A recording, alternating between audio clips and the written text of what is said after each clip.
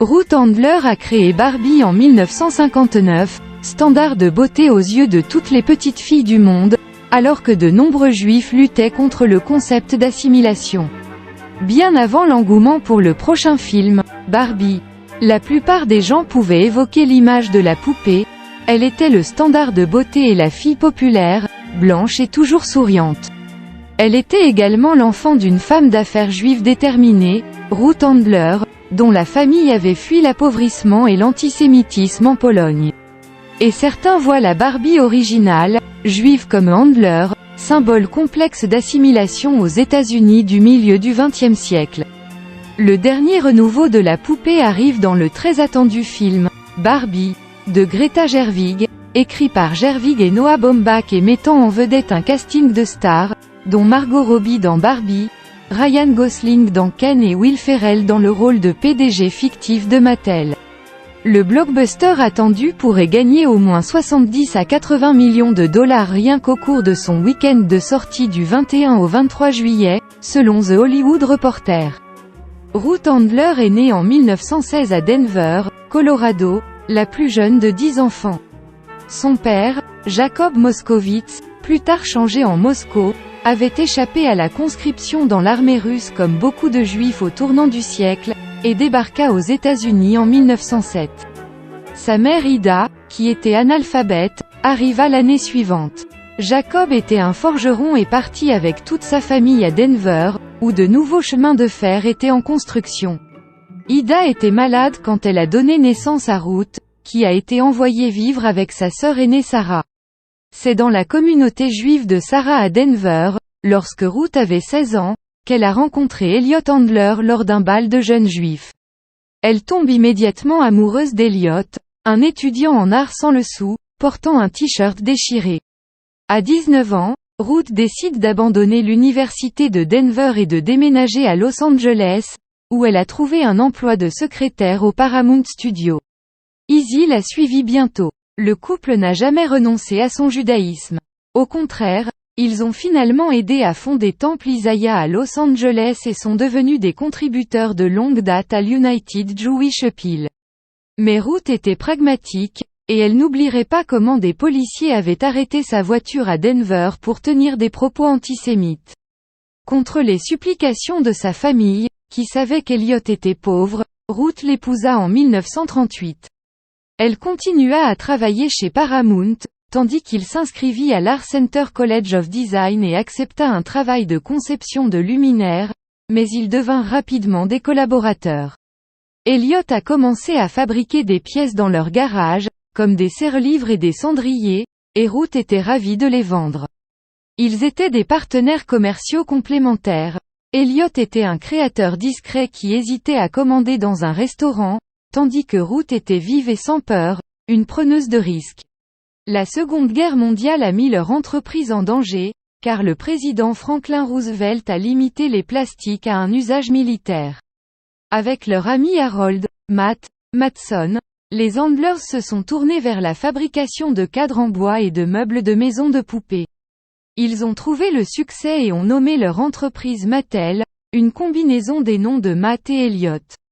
En 1946, Matson a vendu sa part et Ruth Handler est devenue la première présidente de Mattel. L'entreprise s'est rapidement diversifiée dans les jouets, y compris un ukulélé pour enfants appelé Hockey à Doodle, un Jack in the Box et des pistolets jouets. Comme le département de conception était entièrement masculin, bon nombre de ses premiers jouets ciblaient les petits garçons. L'histoire de la création de Barbie un jour, alors qu'elle regardait sa fille Barbara, qui allait devenir l'homonyme de Barbie, Ruth eut une nouvelle idée. Elle remarque que Barbara et ses amis jouaient avec des poupées en papier et faisaient semblant d'être des femmes adultes. Dans les années 1950, les seules poupées sur le marché étaient des poupons, supposant que les filles voulaient jouer à être mères. Mais Barbara et ses amis voulaient jouer aux poupées. Lors d'un voyage familial en Suisse en 1956, elle a repéré une poupée adulte tout en courbe appelée Build Lily. Ce jouet, basé sur un séduisant personnage de bande dessinée du tabloïd allemand Bild, a été conçu comme un cadeau gag sexuel pour les hommes. Ruth l'a considéré comme un modèle pour Barbie. Une poupée femme adulte pour enfants était si nouvelle que les créateurs de Mattel et même le mari de Ruth ont rejeté l'idée, affirmant que les mères n'achèteraient jamais à leur fille une poupée avec des seins. Ruth a continué à pousser jusqu'à ce que la première Barbie, vêtue d'un maillot de bain noir et blanc et de talons, fasse ses débuts au Toy Fair de New York en 1959. Effectivement, beaucoup de mères ont pensé que la poupée était trop sexuelle, mais leurs filles l'ont adorée. Ruth a communiqué directement avec les enfants en amenant Mattel à la télévision, ce qui en fait la première entreprise de jouets à faire de la publicité sur le Mickey Mouse Club de Disney. Elle a complètement changé la façon dont nous achetons des jouets, a déclaré Robin Gerbet. Jusque-là, les enfants ne voyaient les jouets que lorsque leurs parents leur tendaient un catalogue.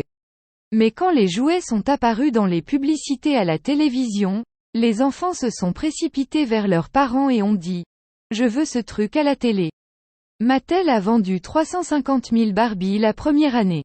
S'efforçant de répondre à la demande, la société a créé son petit ami en 1961 et l'a nommé d'après le fils des Handlers, Kenneth. Et c'est comme ça que des années durant, on a aimé Barbie, puis offert cette poupée à nos enfants, et même à nos petits-enfants, malgré toutes les critiques que ce jouet a subies au fil du temps.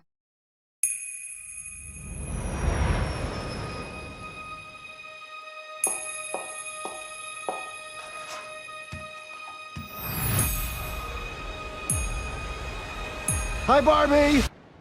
Hi, Ken. Hi, Barbie. Hi, Barbie. Hi, Barbie. Hi, Barbie. Hi, Barbie. Hi, Barbie! Hi, Ken. Hi, Ken. With the radio blast and goes cruising just as fast as she can now. I thought I might stay over tonight. Why? Because we're girlfriend, boyfriend. To do what? I'm actually not sure. And she'll have fun, fun, fun, fun, fun. And she'll have fun, fun, fun, fun, fun. And she'll have fun, fun, fun, fun, fun, fun. Okay, ladies, let's do this.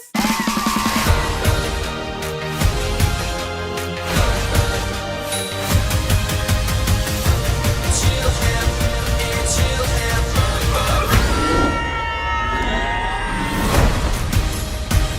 What are you doing here? I'm coming with you.